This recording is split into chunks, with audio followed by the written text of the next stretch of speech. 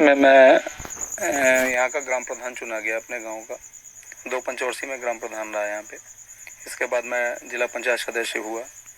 मेरा छोटा भाई भी ग्राम प्रधान रहा, बगल के गांव से बीटी से भी निर्विरोध ग्राम प्रधान रहा वो।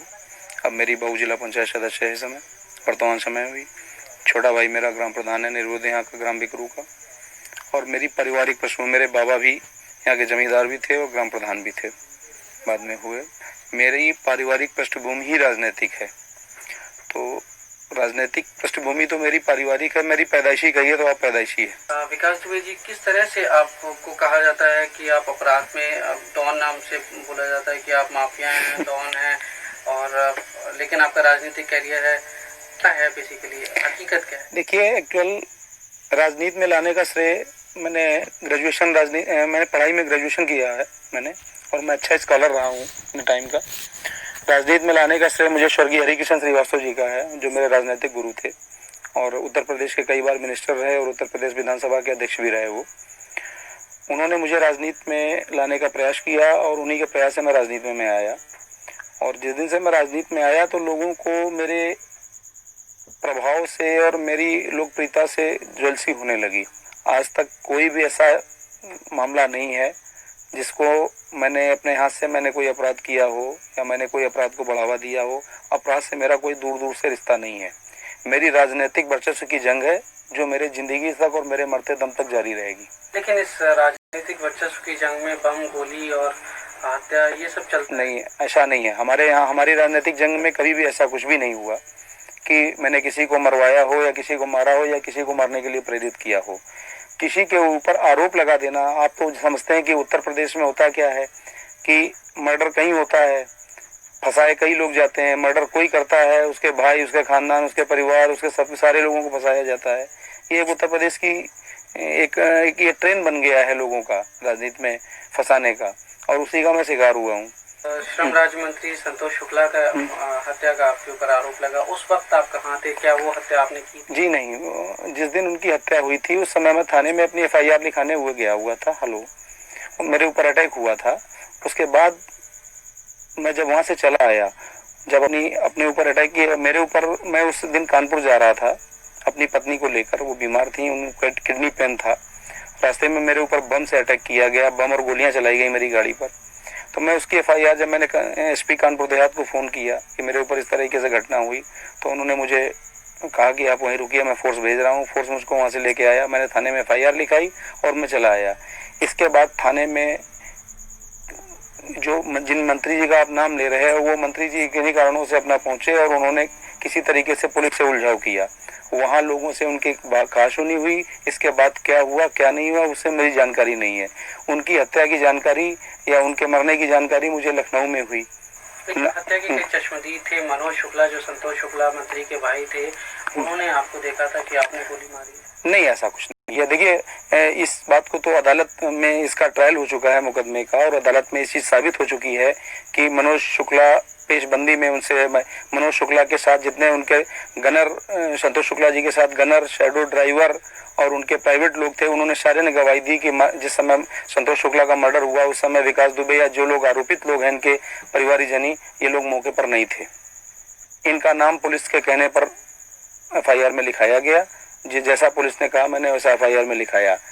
अब वो मुकदमा ट्रायल होने के बाद भी उसमें दोष मुक्त हो चुके हैं सारे लोग, और उस मुकदमे की कार्रवाई सारी जो कुछ थी वो समाप्त हो चुकी है।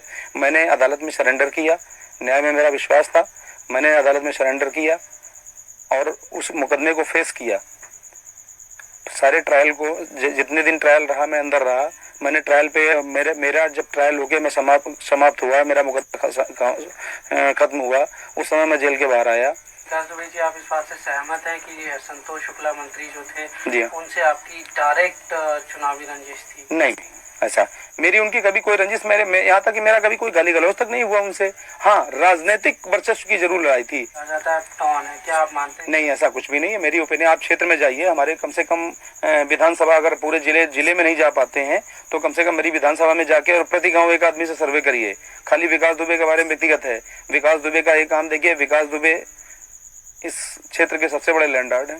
हमारे पास सारे हैं। मैं स्वयं की खेती कराता हूँ, स्वयं का मेरा व्यापार है, स्वयं का मेरा शेड कारपोरेशन का काम है। मेरा आर्थिक भी है, आज तक मैंने कोई आर्थिक ऐसा नहीं कि मैंने कोई आर्थिक अपराध कराया हो, किसी अपराध में संलिप्त रहा हूँ। आरोप लगा देने से ही कोई अपराधी उड़ान नहीं हो जाता है।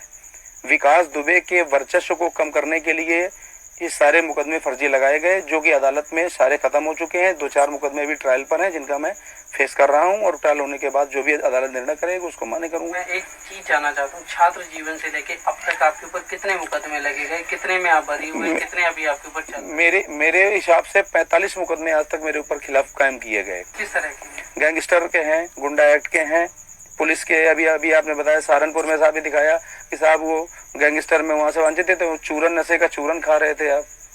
जो आदमी अपने पूरी लाइफ में जिसने चाय न पी हो, 22 साल से चाय न पीता हो, उस आदमी को नशे का चूरन खाते हुए बता रहे हैं। आप सोच समझ सकते हैं कैसे मुकदमे पुलिस लगाती है, ये पुलिस स्वयं जानती है।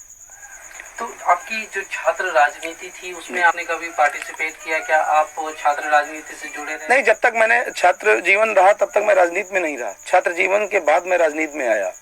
छात्र जीवन मेरा बिल्कुल एकदम संयमित था। मैं छात्र जीवन, मैंने जैसे एक छात्र का जीवन होता है वैसे मेरा संयमित जीवन था। अरे ये बताएं, आपके बारे में ये भी कहा जाता है कि छात्र राजनीति में आप चुनाव लड़वाने का काम करते थे। यस, हाँ। क्या है वो? नहीं, मैं चुनाव लड़वाता था, ये बात सही है। चुनाव में अपने कैंडिडेट लड़ाता था, अपने कैंडिडेट को सपोर्ट करता था, चुनाव जिताता था।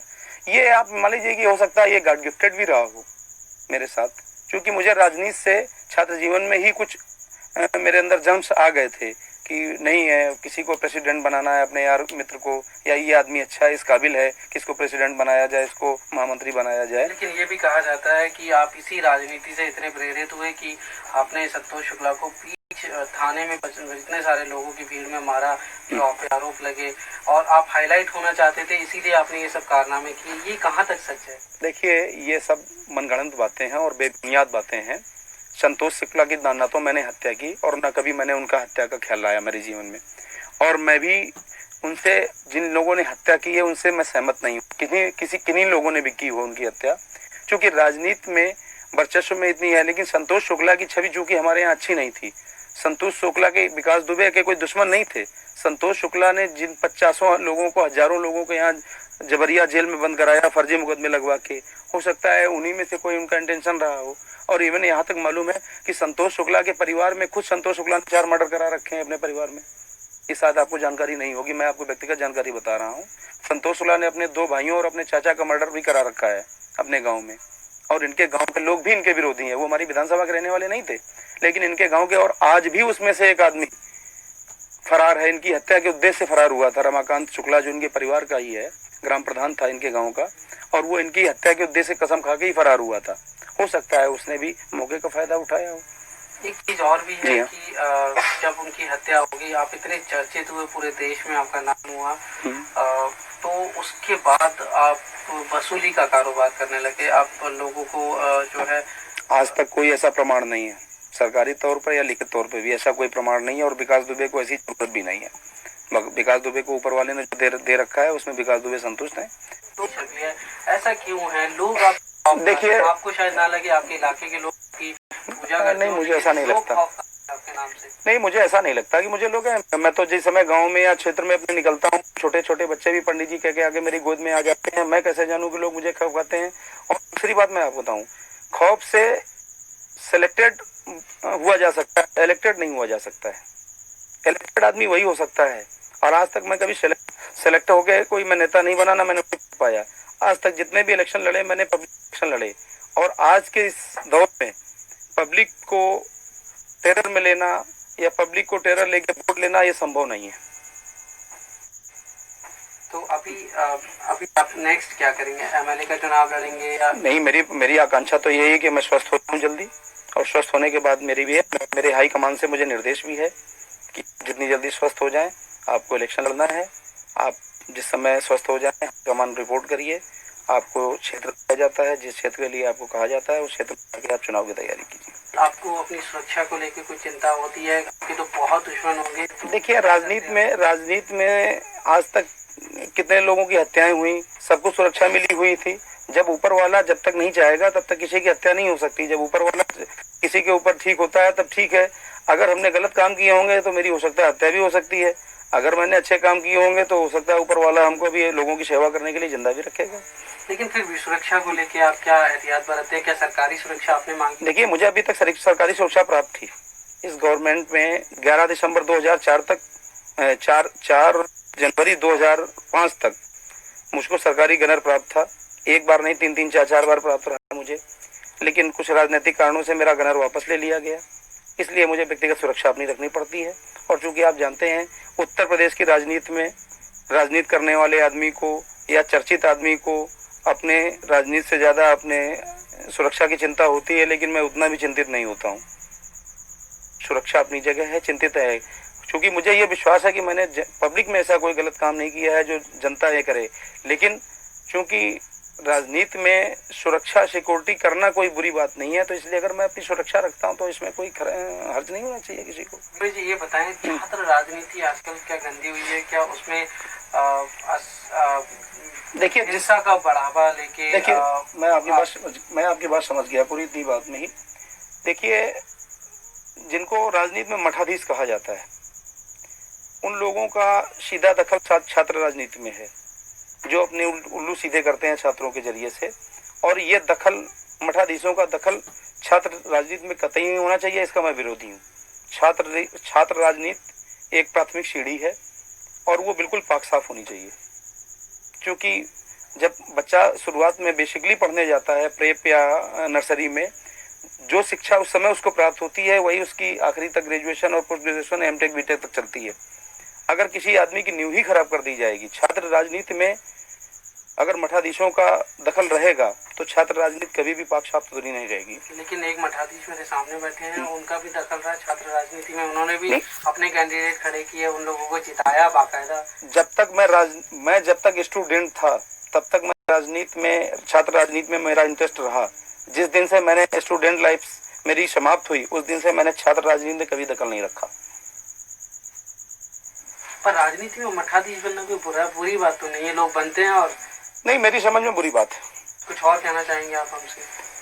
मैं यही आपके जरिए से मैं थोड़ा सा संदेश देना चाहता हूँ लोगों को कि राजनीति में जो लोग एक दूसरे को नीचा दिखाने के लिए गलत प्रभाव का इस्तेमाल, सत्ता का और पुलिस का दुरुपयोग करते हैं, ये नहीं करना चाहिए।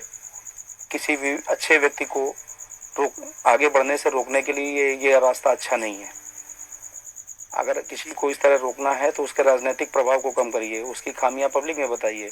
लेकिन किसी के ऊपर आप फर्जी मुकदमे लगा के बंद करवा दें अपने राजनीतिक प्रभाव के इस्तेमाल से, ये बात ठीक नहीं है। लेकिन विकास दुबे जी, शुरुआत में तो शायद कभी ना कभी आपने कुछ ऐसा कुछ किया होगा जिसकी वजह से आज लगे होंगे। उसके बाद क्या पुलिस ने जबरदस्ती डाले केस? देखिए, पुलिस आज भी मेरी विरोधी नहीं है और पुलिस मुझसे कभी भी इस तरह से असहमत नहीं रही। मैं ग्राम प्रधान रहा, बराबर पुलिस दरवाजे आती है, बराबर क्षेत्र के एसओ, सीओ साहब जो भी हों, जो बुलाते हैं, मैं आज भी थाने जाता हूँ। मैं कोई पुलिस से मुंह नहीं छिपाता हूँ। लेकिन जो मेरा सवाल है वो ये है कि शुरुआत में तो जरूर आपसे कुछ गलतियां हुई होंगी, जिसका बाद में जो है लंबे अरसे में पुलिस ने उसको ध्यान में रखते हुए और केसेस थोपे होंगे, चाहे वो राजनीतिक। देखिए, पुलिस ने जो कुछ भी किया मेरे साथ वो राजनीतिक दबाव में किया। पुलिस ने व्यक्तिगत रूप में मैंने ऐसा कोई काम किया और न पुलिस ने। देखिए, पुलिस को सिर्फ निर्देशित करके उनको दबाव देकर उनसे गलत कराया गया। पुलिस ने जानबूझकर मेरे साथ कोई गलत काम नहीं किया। उत्तर प्रदेश और बिहार में राजनीति में, पुलिस में राजनीति का इतना ज्यादा दखल है कि आगे चल के राजनीतिज्ञों को लेके पब्लिक जूता लेके दौड़ेगी, राजनीति करने वालों को पसंद नहीं करेगी। किसी दिन हिंदुस्तान में 2 स्टेट ऐसे हैं आपके, इनमें राजनीतिज्ञों को देखना पब्लिक पसंद नहीं करेगी। राजनीति करना तो दूर रही, राजनीतिक को देखना पब्लिक